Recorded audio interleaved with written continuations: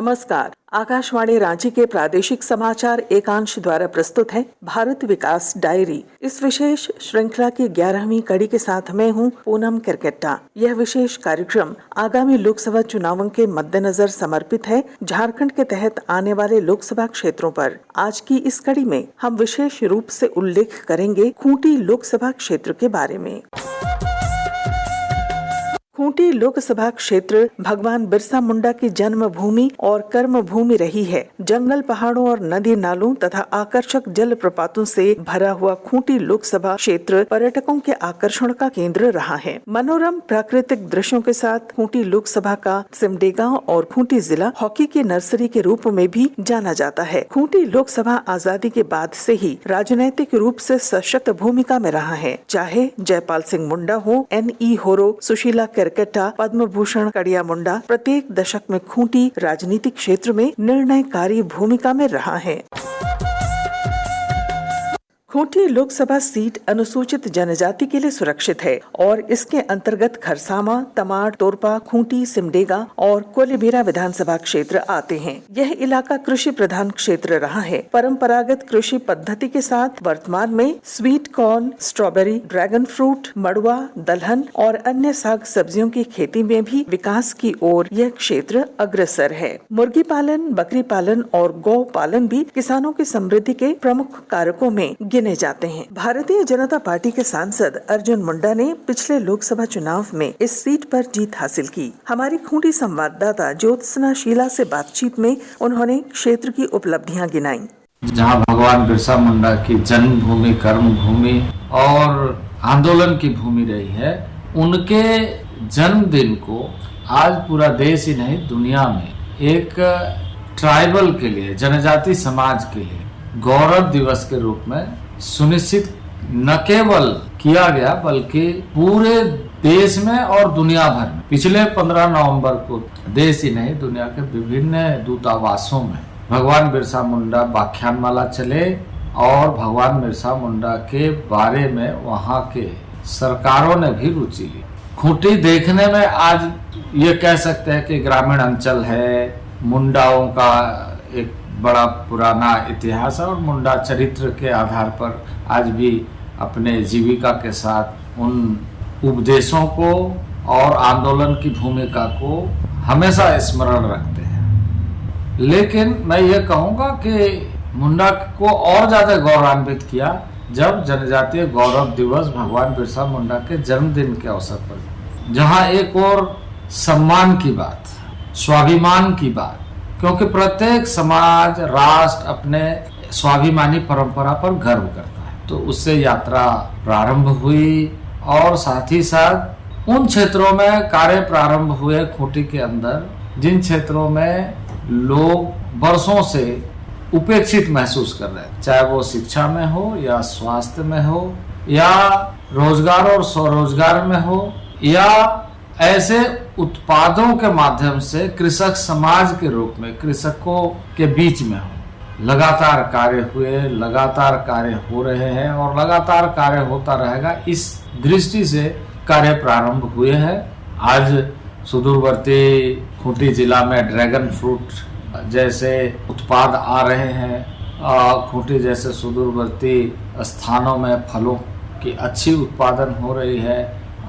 यानी मैं ये कहूँगा कि हॉर्टिकल्चर में हो या खाद्यान्न उत्पादन में कैसे आगे बढ़े, ये हो रही है। तो वहीं स्वास्थ्य के क्षेत्र में बच्चों के पौष्टिकता से लेकर उनकी बीमारी के संदर्भ में प्रोफाइल बना करके लगातार ट्रैकिंग की सुविधा उपलब्ध हो, ये सुनिश्चित किया जा रहा है। शिक्षा में अब खूंटी संसदीय क्षेत्र के अधिकांश ब्लॉक में, प्रत्येक ब्लॉक में विद्यालय का निर्माण, एकलव्य मॉडल रेसिडेंशियल स्कूल कई हमने स्वयं उद्घाटन कर दिया है और कई स्कूल बहुत तीव्र गति से बन रहे हैं विभिन्न योजनाओं के माध्यम से, चाहे वो सड़कों के क्षेत्र में हो, चाहे वो अन्य निजी जो लाभ मिलने वाली योजनाओं की बात। खूंटी क्षेत्र में आज उज्ज्वला योजना के लाभान्वितों की संख्या यदि आप देखें, पक्का आवास की, प्रधानमंत्री आवास योजना की यदि हम बात करें,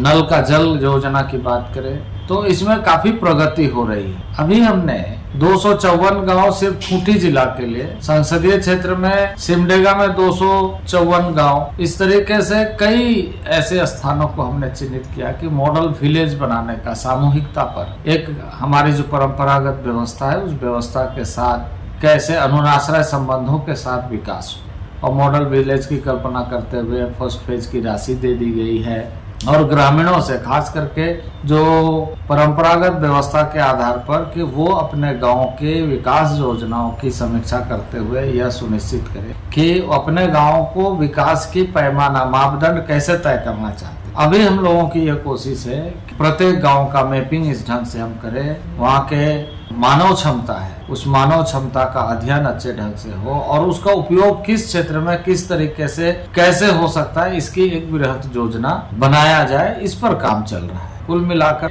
चाहे वो बिजली में हो, पानी में हो, सड़क में हो, रोजगार में हो, स्वास्थ्य में हो, शिक्षा में हो, गुणात्मक तरीके से कार्य नीचे तक पहुंचे, ये कोशिश किया गया है। सिमडेगा में स्ट्रो टर्फ और स्टेडियम बनाने के पैसे हमने दिए राज्य सरकार को, क्योंकि जो इम्प्लीमेंटेशन के लिए जो एजेंसी है वो स्टेट होती है और स्टेट को हम सहयोग करते हैं कि इन सारी योजनाओं के माध्यम से आधारभूत संरचना खड़ी करते हुए इसका लाभ खिलाड़ियों को मिले। मुझे यह कहते हुए खुशी हो रही है कि आर्चरी का काम राष्ट्रीय स्तर पर देखता हूँ, आर्चरी का खेल इतना तेजी से आगे बढ़ रहा है। हॉकी भी यदि हम देखें तो उसका सुंदरगढ़ से लेकर के खूंटी तक के बीच में खिलाड़ियों की बहुत बड़ी श्रृंखला है और लोग इस खेल को बहुत रोमांचपूर्ण तरीके से खेलते हैं और उद्देश्यपूर्ण बनाते हैं। तो इसमें हमारा ध्यान है, वहाँ पर भी स्ट्रो टर्फ बन रहा है, खूंटी में भी बन रहा है, खूंटी में एक बन चुका है, एक उनके गाँव में भी बनाया जा रहा है। पिछले चुनाव में इस क्षेत्र में कुल 12,28,044 मतदाता थे, जिन्होंने 1,705 मतदान केंद्रों पर अपने मताधिकार का इस्तेमाल किया था। जिला निर्वाचन पदाधिकारी से खूंटी उपायुक्त लोकेश मिश्रा ने बताया कि जिले में चुनाव संबंधी कार्यों की तैयारियां जोर शोर से की जा रही हैं। मतदाता सूची विशेष संक्षिप्त पुनरीक्षण कार्यक्रम 2024 पूरा कर लिया गया है। हमारी खूंटी संवाददाता ज्योत्सना शीला से बातचीत में उपायुक्त ने बताया कि मतदाताओं को जागरूक करने के उद्देश्य से विशेष अभियान भी स्वीप के माध्यम से गाँव-गाँव और पंचायत स्तर पर चलाए जा रहे हैं। देखिए, हम लोग आगामी लोकसभा चुनाव को लेकर के जिला प्रशासन पूरी तरीके से तैयार है। हम लोग इसके लिए विभिन्न कोषांगों का गठन किए हैं और विभिन्न फ्रंट्स पर हम लोग इसकी तैयारी कर रहे हैं। सबसे पहले तो इसकी तैयारी हम लोगों ने शुरू कर दी थी जब ड्राफ्ट इलेक्टोरल रोल का पब्लिकेशन हुआ था और नए मतदाताओं को जोड़ने की प्रक्रिया चली थी। इलेक्टोरल रोल के प्यूरिफिकेशन का पूरा प्रोसेस किया गया, जिसमें नाम सुधारने, नाम जोड़ने, नाम डिलीट करने, ये सारी प्रक्रियाएं की गई हैं। और इस पूरी प्रक्रिया के दौरान हम लोगों ने सभी पॉलिटिकल पार्टीज को इन्फॉर्मेशन दी है, सूचनाएं साझा की हैं। उसके बाद हम लोगों ने अपने ईवीएम्स के भी फर्स्ट लेवल चेकिंग कंप्लीट कर ली है। साथ ही साथ जो ईवीएम्स हम लोगों के यहाँ कम थे संख्या में, वो भी पर्याप्त मात्रा में प्राप्त हो चुके हैं। अभी हम लोग ट्रेनिंग का सिलसिला लगातार जारी रखे हैं, जिसमें इलेक्शन से जुड़े हुए सभी पदाधिकारियों और कर्मियों की ट्रेनिंग लगातार की जा रही है। कुछ लोगों की ट्रेनिंग रांची स्तर पर भी की गई है और यहाँ पर भी हम लोगों ने एलएमटी और डीएलएमटी के माध्यम से विभिन्न कर्मियों की अभी तक ट्रेनिंग कर चुके हैं। जो भी जितने भी बूथ पर कर्मियों की आवश्यकता है वो सब हमारे यहाँ पर्याप्त मात्रा में उपलब्ध है। सिक्योरिटी एनालिसिस हम लोगों ने कर लिया है और उसके लिए हम लोगों की जो रिक्वायरमेंट्स है उसको लेकर के हमने उच्च अधिकारियों को अवगत करा दिया है। आने वाले समय में हम लोग अभी मतदाता 80% से ज़्यादा वोटिंग परसेंटेज हो हम लोगों का पूरे खूंटी लोकसभा क्षेत्र में, इसके लिए लगातार प्रयासरत हैं। विभिन्न प्रकार की स्वीप एक्टिविटीज हम लोग इसके लिए कर रहे हैं। साथ ही इस बार हम लोग इलेक्शन कमीशन के निर्देश पर पोस्टल बैलेट के लिए भी जन जागरूकता का अभियान चलाए हुए हैं, जिसमें बुजुर्ग मतदाताओं को, विकलांग दिव्यांग मतदाताओं को भी वोटिंग में सुविधा हो, इसके लिए तमाम प्रयास किए जा रहे हैं। साथ ही बहुत पिछले आम चुनाव में देखा गया है कि जो मतदाता जो कर्मी मतदान करने से वंचित रह जाते हैं, उनको भी हम लोग लगातार इंगेज करने के लिए प्रयास कर रहे हैं कि उनको भी लेकर के हम लोग फैसिलिटेशन सेंटर बनाए, ईडीसी निर्गत करें। इसके अलावा मुख्य रूप से जो पिछले लोकसभा चुनाव का अनुभव हम लोगों का यहाँ पर रहा है, उससे हम लोग सीखते हुए जिन क्षेत्रों में मतदान प्रतिशत कम रहा वहाँ पर हम लोग विशेष रूप से जागरूकता अभियान चला रहे हैं। साथ ही आने वाले दिनों में हम लोग जब इलेक्शन की यदि सूचना जारी होगी तो उसको लेकर के यहाँ पर कोई इलीगल कैश, लिकर, ड्रग्स इस तरह की कोई गतिविधियाँ ना हो, उसके लिए भी एक स्टैटिक टीम्स का गठन कर लिए हैं जो इलेक्शन सूचना होने की तुरंत बाद से प्रभावी हो जाएगा।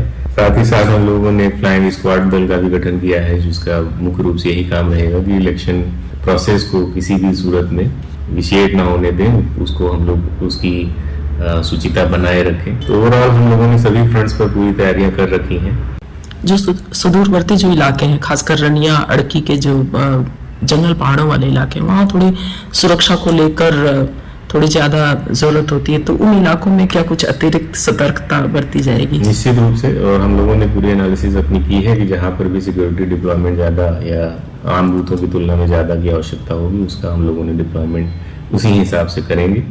और पूरा प्रयास है और हम लोगों का जिला प्रशासन और पुलिस की तरफ से कि मतदाता जो पार्टी है, पोलिंग पार्टी है, वो पूरी तरह से सुरक्षित रहे और पूरे एक निर्भय और भयमुक्त माहौल में वोटिंग हो। इसके लिए न सिर्फ हम लोग पोलिंग पार्टी और सिक्योरिटी फोर्सेस प्लस हम लोग वहाँ के मतदाताओं के बीच में भी एक सेंस या एक तरह ये एहसास डेवलप हो कि वो मतदान की प्रक्रिया पूरी तरह से सुरक्षित है और इसमें हम लोगों की तरफ से कोई कसर नहीं छोड़ी जा रही।